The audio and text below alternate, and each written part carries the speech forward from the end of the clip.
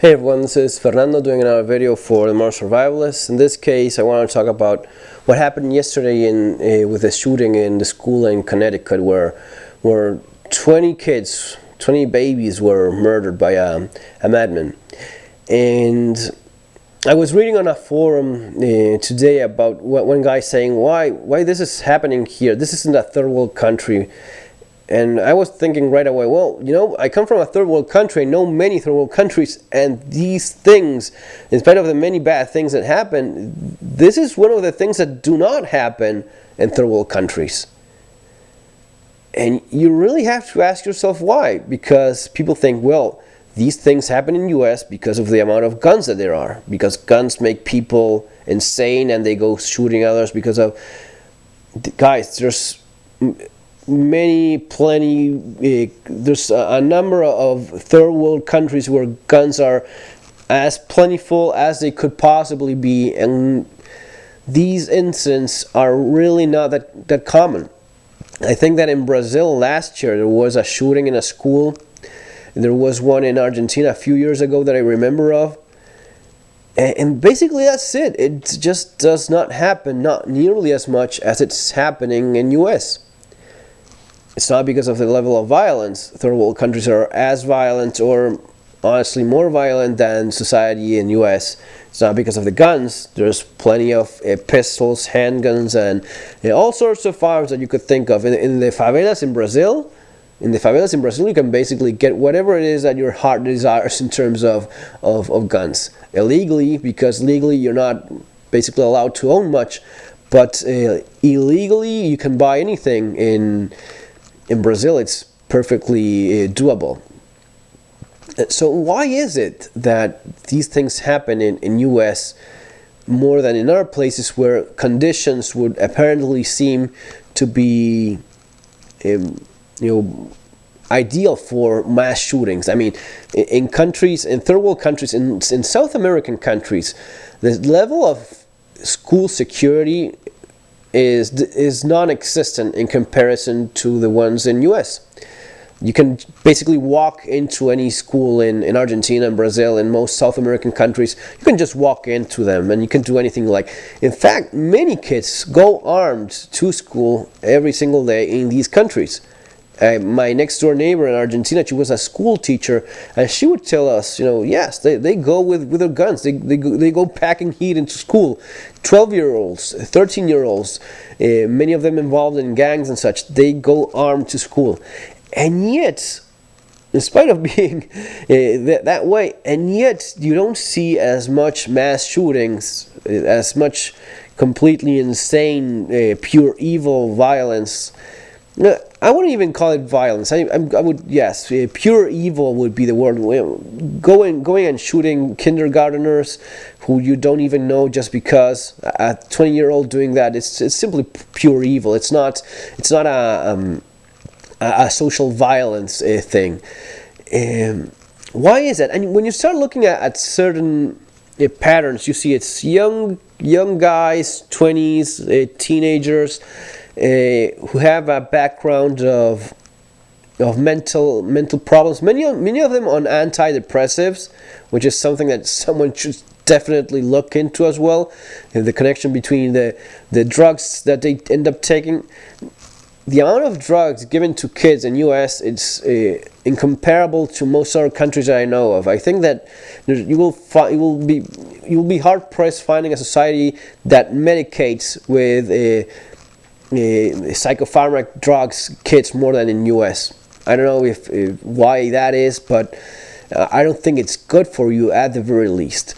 Then there's the issue of these guys, this segment of society that is so much against religion, so much against moral values, so much against religion, and the idea of religion being something taught in schools as well. So on one hand, these guys are offended by the idea of the Christian values being taught in a school, and then they're surprised when these same kids don't show any of these Christian values, so to speak. And as soon as you say that, these Christian values, these pedophiles and child molesters, and well, it's about not killing, it's about not stealing, it's about not lying and being nice to one another. I don't really know what the bad part about those values is, but if you look at it, the moral values societies have are very strongly linked to those moral values that come through religion. So, I find it contradictory that on one side people are offended by the idea of having moral values, and then they're surprised when a society is not showing them. And this is not only directed to the kids, to the basic idea of not doing evil, but also to the parents in terms of responsibility. If you don't exercise these things yourself, these matters of personal sacrifice and responsibility, you can hardly expect your kids to follow up either. In this case, and if we're going to be talking about any sort of gun control, let's talk about the gun control that really matters, which is the personal one. If putting a new restriction to magazine capacity will help in any way, if including more days of waiting periods, if any restriction of any kind would work towards saving lives, we could even talk about that. But the thing is, it won't. A 10-round capacity limit will not save lives. More waiting periods will not save lives. There's the Connecticut killer. He took his guns from his mother. His mother, she had a Bushmaster AR Type 223 rifle, a Glock, and a 6-hour. And if we're gonna be talking about gun control, and this is more about basic human responsibility. Why is it that you have your firearms, which you're entitled to and all that, and that's perfectly fine. But why is it that you have your firearms within reach, within access of your mentally disturbed 20-year-old son? I have kids myself. I love my kids. Now, how blind can you be not to realize that your son has serious mental issues? How blind can you be to that? According to all accounts, it was something that you could notice. And it's not just this case. There's several other cases as well. Loner, weird, strange attitudes, strange and unusual behavior, not having friends, not being socially integrated. These are things that a parent notices. Now, the thing is, they apparently don't care. I just could not avoid noticing if my kid was showing some of those signs. So, and you don't do anything about that, about securing weapons in your household, knowing your kid is that way. It's kind of strange. And finally, I think it comes down to responsibility and coping and acknowledging your own responsibility, which is something that certain societies prefer not to do. And here I suppose this is the key of why these things happen in places like US, and it does not happen in South America, where kids go armed to school basically on most cities. And there's no control over that. There's no metal detectors. There's nothing you can do about it. And again, these are violent societies, guys. In Argentina last week, there was this rapist raping a 4-year-old or something. The neighbors found him, and they just beat him to death. There was a similar incident not long ago. So violence is not exclusive to US. There's very violent places around the world, but these things don't happen there either. I think that it's about being very spoiled. These are things that happen in societies and in groups of people that are spoiled in a way of, they have their kids because that's what the society dictates, that you should get married and you should have kids. But at the same time, they don't want to spend any time with them. They don't want to spend time with their kids. They prefer go out and have their own lives and such, because they work all week long and the weekends are for themselves. And you notice it's, again, the pattern.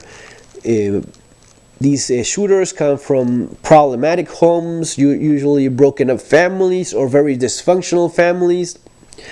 And why is it that you have these dysfunctional families? Because of, in some cases, an outright direct attack on family values and traditional families themselves.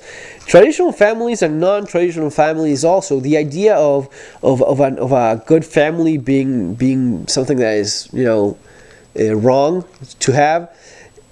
You cannot promote that kind of behavior and at the same time be surprised when you have plenty of broken families. If you have an anti-family agenda, you cannot be surprised later when you have half of the families being a complete mess.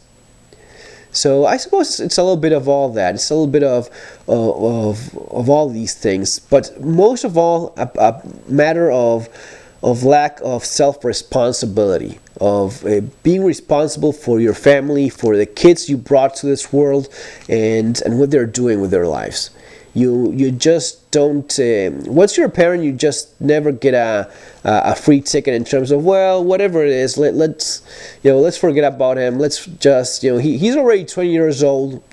He may do whatever he wants. If he wants to spend all day like a lunatic on his own, then that's his thing.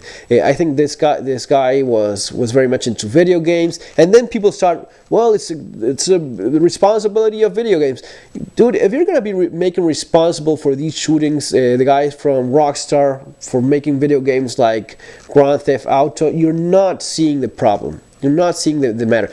I play Grand Theft Auto myself. My kids play it, even though they're a bit younger. Than it's not that. Kids do understand the difference between a video game and real life.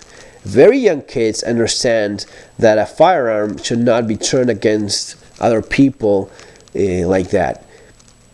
Kids do understand more than we give them credit for. It's just that we prefer not to get involved with them, and we prefer not to assume the responsibility of bringing up our kids the way you're supposed. You bring up your kids, you take care of your family the way you're supposed to. There's no amount of Grand Theft Auto, there's no amount of shooting that's going to be turning your son into a sociopath that's going to be walking into school and murdering people.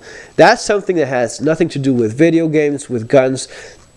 If you look at some of the most terrible things that have happened in recent years, the greatest terrorist attack in U.S. soil was done with 3 box cutters.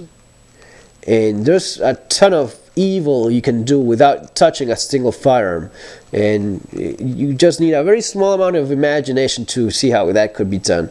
It's surprisingly easy. The problem is up here. The problem is what people have in their heads, not the gun. So unfortunately, I think that until people start taking responsibility for themselves, their own families, until the society itself realizes that you cannot have a moral society when on one hand you want it to be moral when bad things happen, and on the other one you do everything that is possibly amoral or immoral whenever you can. You cannot play both fields. You have to take a side and go and run with that.